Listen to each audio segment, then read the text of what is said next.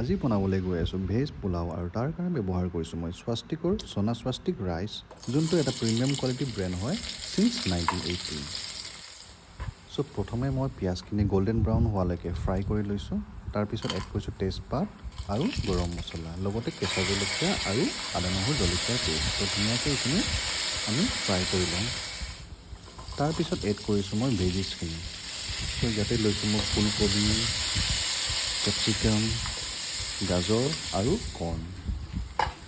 Next এতিয়া আমি আমাৰ চ'ক কৰি থোৱা চাউলখিনি আমি এড কৰিম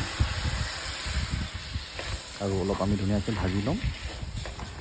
আৰু কিছু সময় চাউলখিনি আমি ফ্ৰাই কৰাৰ পিছত আমি এড কৰিম ইয়াতে পানী। তো পানীৰ পৰিমাণটো আমি চাই পিনে দিব লাগিব। আৰু লগতে এড কৰিছোঁ এতিয়া নিমখ সোৱাদ অনুসাৰে।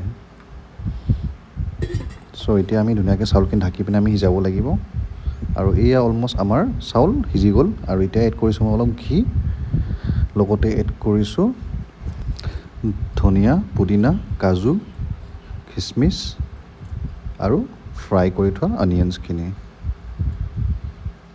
তো এতিয়া মই এড কৰিছোঁ কেইপিচমান ফ্ৰাই কৰি থোৱা পনীৰ। আৰু এয়া আমাৰ simple veg pulao ready. Thanks for ৱাচিং দ্য ভিডিঅ'।